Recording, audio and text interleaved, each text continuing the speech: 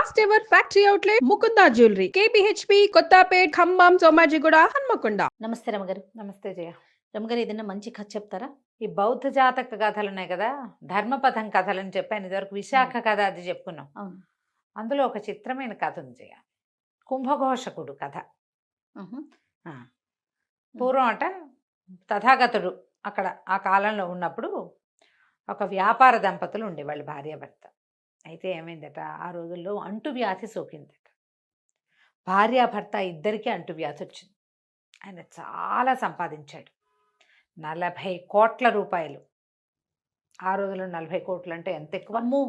అయితే ఏం చేశాడట ఆయన, తన సంపాదన అంతా ఒక చోట దాచిపెట్టి వాళ్ళకి ఒకే ఒక కుమారుడు ఉన్నాడట. వాడి పేరే కుంభఘోషకుడు.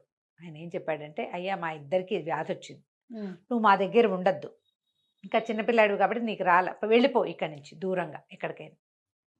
కొంతకాలం తర్వాత వచ్చి మా మరణానంతరం మమ్మల్ని ఉన్న ఊరంతా వచ్చిన అంటువ్యాధి ఉంది, గవర్నమెంట్ వాళ్ళే ఏదో చేసేస్తారు, మా కోసం చూడొద్దు. తర్వాత వచ్చి ఇదిగో ఈ గుర్తుల ప్రకారం ఆస్తి స్వాధీనపరుచుకొని ఉత్తరం రాసిపెట్టి పిల్లాన్ని పంపించేశారు. వీడు బాలుడుగా ఉండగానే ఇక్కడి నుంచి వెళ్ళిపోయాడు. ఒక 15 ఏళ్ళు, 12 ఏళ్ళు, 14 ఏళ్ళు అలా వయసు ఉంది.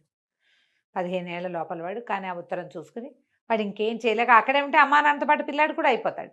అప్పట్లో ఈ మసూచి, కలరా లాంటి మహమ్మారి వ్యాధులు ఉండేవట, అంటువ్యాధులు ఊరంతా ప్రబలినాయి. పిల్లాడు ఆ ప్రాంతం నుంచి వెళ్ళిపోయి 12 సంవత్సరాల తర్వాత తిరిగి వచ్చాడట. తిరిగి వచ్చి గుర్తుల ప్రకారం వెతుక్కుని వాళ్ళ అమ్మ వాళ్ళు పెట్టినవి, అమ్మా నాన్న చనిపోయారు, ఆంధ్ర ప్రభుత్వమే అందరికీ చేస్తున్నట్టుగానే అనాథ ప్రేతాలుగా వీళ్ళ ఇల్లు గుర్తు ఉంది, వీళ్ళ భార్యాభర్త తెలుసు వాళ్ళకి. వీళ్ళ ఇంటి ప్రకారం దహనాదులు ఆ రోజుల్లో చేసే కార్యక్రమం ఏదో చేసేసారు. వీడు తన పాత పడిపోయిన ఇల్లు అవన్నీ చూసుకున్నాడు. 40 కోట్లు ముందు వస్తువు ఉంది, డబ్బంతా అక్కడే ఉంది, ఎవరు పట్టుకోవాలి. కాకపోతే ఏమనుకున్నాడు, నేను సడన్గా బికారిని వచ్చి అదేదో ఊళ్ళో ఏదో పని చేసుకుని పొట్టపోసుకున్న వాడిని, రూపాయి లేకుండా వెళ్ళిపోయాడు అక్కడి నుంచి. 12 ఏళ్ళు బతకాలా అబ్బాయి, ఏవో రకరకాల పనులు చేసుకున్నాడు. ఆ ఆస్తంతా ఇక్కడ ఉందని వాడికి తెలుసు. ఓకే. ఇప్పుడు వచ్చి ఒకేసారి రాజునైతే ఇంత డబ్బుని ఇది చేసుకుంటే ఎలాంటిది వస్తుందో వీళ్ళు నమ్ముతారో నమ్మరో. ప్రభుత్వం కూడా మారింది, ప్రభుత్వం మారిపోయింది అప్పటికి ఇప్పటికి. అందుకని ఏం చేశాడట, ఇక ఆ డబ్బును అవైల్ చేయలే.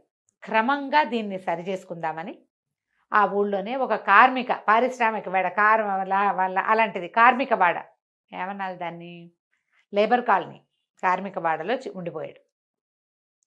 ప్రభుత్వోద్యోగానికి దరఖాస్తు చేసుకున్నాడు.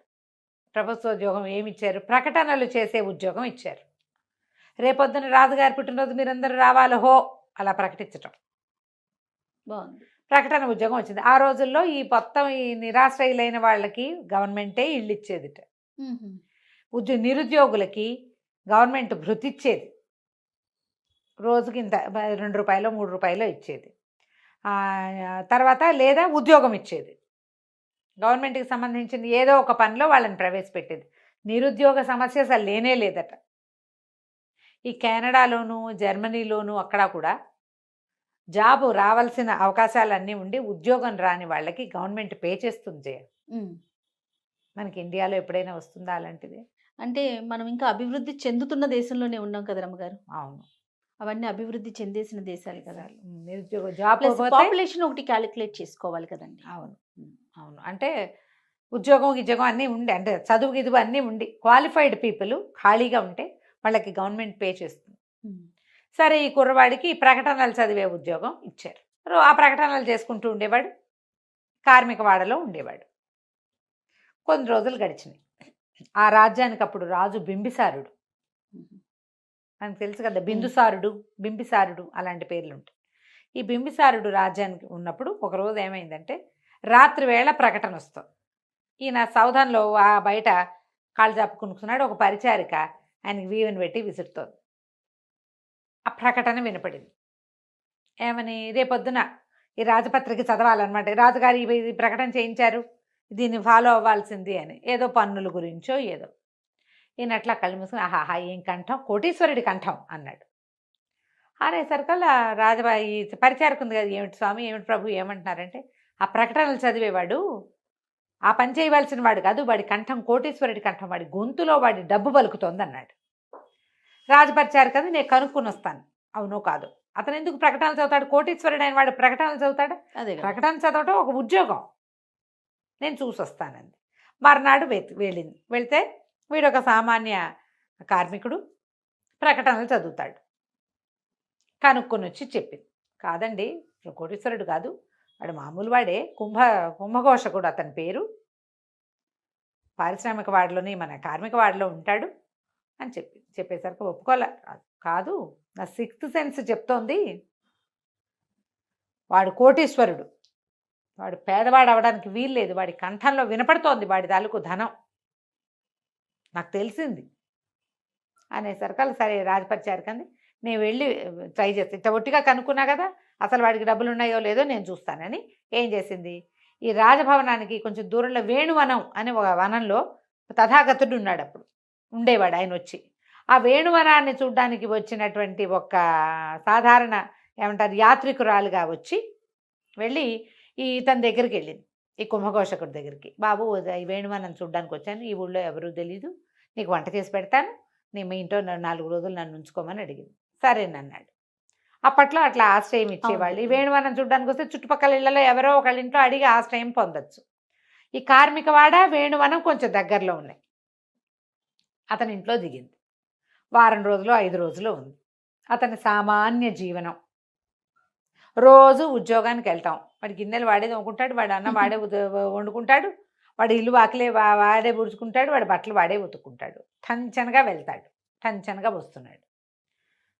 ఏం కనపడలా. మళ్ళీ వచ్చి రాజుగారికి బిన్సారికి చెప్పిందట, అసలు ఇతను మనం ఏమి ఇది లేదు అని చెప్పింది. తర్వాత కొద్ది రోజుల్లో ఒక కొత్త ప్రకటన వచ్చింది, విశ్వకర్మ పూజ చేయబోతున్నారు రాజ్యంలో, కార్మికులందరూ తలా ఒక వరహ సమర్పించాలి అని చెప్పి.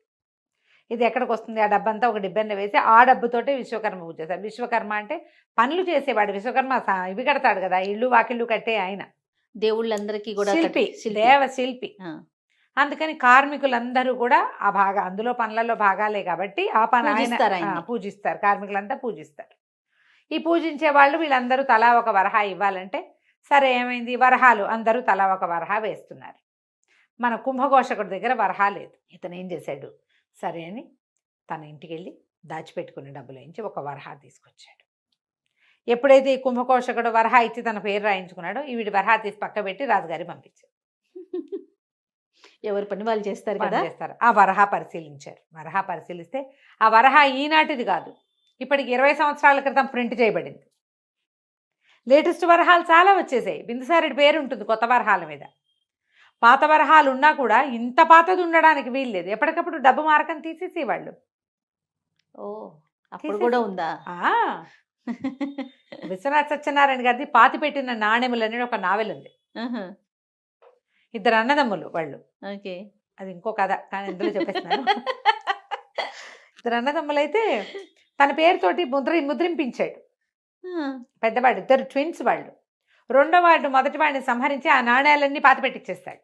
ఓహో, తన పేరు వేసుకుంటాడు. మళ్ళీ ఆ చివరికి అతని భార్య కడుపుతో ఉన్నవాడు పారిపోతుంది, ఆ కథలో వెళ్ళిపోతుంది. ఆ పిల్లవాడు రాజు అవుతాడు, మళ్ళీ వస్తాడు వెనక్కి. తండ్రి మరణించాడని తండ్రిని అతన్ని చంపరు, కవలల్లో ఒకడిని సంహరించరు, దాచిపెడతారు. ఓకే, అది లెక్క. పైగా వాడు చనిపోతే రెండో వాడు కూడా చనిపోతాడు. అది వాళ్ళ ఇది. అందుకని ఆ రాజుని, నాణ్యాలు ముద్రించిన రాజును ఉండనివ్వకుండా పెద్దవాడిని, చిన్నవాడు ఏం చేస్తాడు, పెద్దవాడిని దాచేస్తాడు ఎక్కడో. ఆయన బయటికి తీసుకొస్తారు. అతను తీసుకొచ్చే క్రమంలో అతను చనిపోతే రాజు కూడా చనిపోతాడు. ఓకే, అతని కుమారుడు రాజు అవుతాడు. ఆ పాతి పెట్టిన నాణ్యాలు తీయబడతాయి. పేర్లు గబుక్కుని గుర్తు రావట్లేదు. ఈ పాతి పెట్టిన నాణ్యాలు ఎంత బాగుంటుందో, ఎవరైనా ఆసక్తి ఉన్న వాళ్ళు చదువుకోండి. విశ్వనాథ సత్యనారాయణ గారు. ఇలా జరిగేవి ఆ రోజులు. ఆ నాణ్యం పట్టుకుని ఆయన పిలిపించాడు. ఈ నాణ్యం ఎక్కడిది, ఇది ఎప్పటిది, ఏమిటి అని ఆ చుక్కి తీసాడు. కుంభఘోషకుడికి ఇక తప్పలేదు, చెప్పాల్సి తప్పక నేను ఫలానా వ్యాపారస్తుడి కుమారుని, నా ధనం ఇది, నా తండ్రి సంపాదించింది, నేను అది ఒకేసారి దాన్ని తీసుకుంటే ఈ రాజ్యంలో ప్రభుత్వం మారింది కాబట్టి ఏమవుతుందో నేను అది తీసుకోలేదు అనగానే రాజు చాలా సంతోషించి మొత్తం ధనాన్ని బొక్కసానికి చేర్పించాడు. చేర్పించి తన కుమార్తెల్లో ఆఖరిదాన్ని కుంభకోశకుడికి ఇచ్చి వివాహం చేసి అబ్బా కోశాధికారిగా చేశాడు. నీకు డబ్బు కనపడంగానే ఏం చేస్తారు జయ? ఖర్చు పెట్టేస్తుంటారు. ఖర్చు పెట్టేస్తారు, వాడేస్తారు. ఎవరికైనా తెలుస్తుందని చేయరు. అవును, మితం ఉండదు కొంతమంది కాదు, ఎక్కువ భాగం ఉండదు జయ. చాలా మందికి ఉండదు. స్పెండ్ చేయకుండా ఉండలేరు. 40 కోట్ల రూపాయల ఆస్తున్నవాడు సాదాసీదాగా కార్మిక జీవితం గడిపాడు. అతనికి అందుకని కోశాధికారిని చేశాడు. అలాంటి వాడు కావాలి, డబ్బు ఖర్చు పెట్టని వాడు. మంచి రాజు, మంచి తెలివిగా ఆలోచించి బింబిసారుడి ఆఖరి కుమార్తెను కుంభకోశకుడు వివాహం చేసుకున్నాడు. సూపర్. అయితే తర్వాత ఒకసారి తథాగతుడు వేణువనానికి వచ్చినప్పుడు ఈయన తీసుకెళ్ళాడట. ఎట్లా ఇంత కోటీశ్వరుడైనటువంటి అతను కార్మిక జీవితం గడిపాడు. భగవంతుడికి బుద్ధుడికి ఆయన తెలియజేశాడట. తెలియజేస్తే బుద్ధుడు చెప్పిన ఒక శ్లోకం చెప్తారు. అందులో ఏంటంటే, సంయమనం ఉన్నవాడు వాడికి ఎప్పుడు కూడా వాడి కీర్తి సంపద వృద్ధి పొందుతూ ఉంటాయి. స్థిమితం కావాలి మనుషులకి. అంతే. పెనం మీద పేలగింజలాగా పలిపోకూడదు. అటు ఇటు పడిపోతే ఏముంది, బయట పడిపోతాం. స్థిమితంగా ఉంటే మన గుర్తింపు మనకు వస్తుంది. అతనికి గుర్తింపు వచ్చింది, సంపద వచ్చింది, కీర్తి వచ్చింది. సూపర్. మనం ఎంత నీతి ఉందో రమ్మగారు, ఆలోచిస్తే చాలా మంచి నీతి కథ. ఈ ధర్మపదం కథలు చాలా బాగుంటాయి. కాకపోతే చిన్న చిన్న కథలు. ఎక్కడ చిన్నదండి, చాలానే చెప్పారు రమ్మగారు. మరి నేను చెప్పాను కాబట్టి మీరు చదివితే పేజీన్నర కథ ఇది. అవునా? మధ్యలో విశ్వనాథ్ సత్యనారాయణ గారు వచ్చారు కదా. అవునవును, అందుకని కథ పెరిగింది. రైట్ అండి. నమస్తే రమ్మగారు. నమస్తే.